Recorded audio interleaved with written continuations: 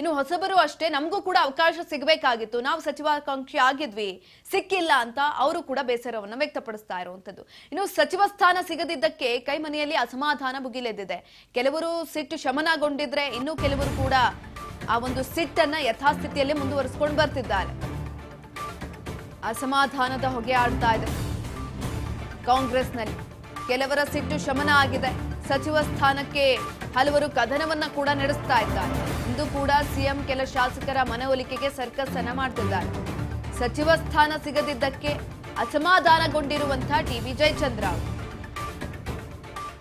ಇವತ್ತು ಟಿಬಿ ಜಯಚಂದ್ರ ಅವರ ನಿವಾಸಕ್ಕೆ ಸಿಎಂ ಡಿಕೆಶಿ ಭೇಟಿ ಕೊಡುವ ಚಾನ್ಸಸ್ ಇದೆ. ಹಂಗಾಮಿ ಸ್ಪೀಕರ್ ಹುದ್ದೆಯನ್ನ ಒಪ್ಕೊಳ್ತಾ ಇಲ್ಲ ಶಾಸಕ ಟಿಬಿ ಜಯಚಂದ್ರ ಅವರು, ಬೇಡ ಅಂತ ಹೇಳ್ತಿದ್ದಾರೆ. ವಿಪಕ್ಷ ಸಾಲಿನಲ್ಲಿ ಪ್ರತ್ಯೇಕ ಆಸನಕ್ಕೆ ನಾನು ಅಲ್ಲೇ ಕೂತ್ಕೊಳ್ತೀನಿ ಅಂತ ಹೇಳಿ ಮನವಿಯನ್ನ ಕೂಡ ಮಾಡಿಕೊಂಡಿರುವಂತದ್ದು. ವಿಧಾನಸಭೆಯಲ್ಲಿ ಪ್ರತ್ಯೇಕ ಆಸನಕ್ಕೆ ಪತ್ರವನ್ನ ಬರೆದಿದ್ದಾರೆ ಟಿಬಿ ಜಯಚಂದ್ರ ಅವರು. ಅವರನ್ನ ಭೇಟಿಯಾಗಿ ಚರ್ಚೆ ನಡೆಸುವಂತಹ ಸಾಧ್ಯತೆಗಳಿದೆ. ಸಿಎಂ ಡಿಕೆ ಶಿವಕುಮಾರ್ ಅವರು ಇಂದು ಟಿಬಿ ಜಯಚಂದ್ರ ಅವರನ್ನ ಭೇಟಿ ಮಾಡಿ ಚರ್ಚೆಯನ್ನು ಕೂಡ ಮಾಡ್ತಾರೆ.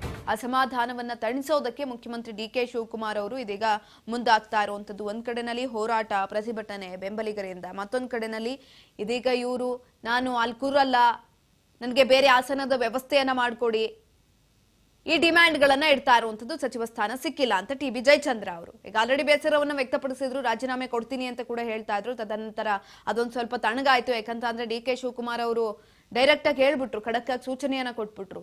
ಇಫ್ ಇನ್ ಕೇಸ್ ಯಾರಾದ್ರೂ ರಾಜೀನಾಮೆ ಕೊಡೋಕ್ ಬರ್ತೀರಾ ಅಂತ ಆದ್ರೆ ಬನ್ನಿ, ನಾನು ಅಗ್ರಿ ಮಾಡ್ತೀನಿ, ತೆಗೆದುಕೊಳ್ತೀನಿ ರಾಜೀನಾಮೆ ಪತ್ರವನ್ನ, ಅಂಗೀಕರಿಸ್ತೀನಿ ಅಂತ ಹೇಳ್ಬಿಟ್ರು.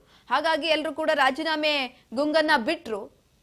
ಅದನ್ನ ಬಿಟ್ಟಿದ ನಂತರ ಬೇರೆ ಬೇರೆ ಡಿಮ್ಯಾಂಡ್ಗಳನ್ನ ಇಡ್ತಾ ಇರುವಂತದ್ದು, ಅಸಮಾಧಾನವನ್ನ ಹೊರ ಹಾಕ್ತಿದ್ದಾರೆ.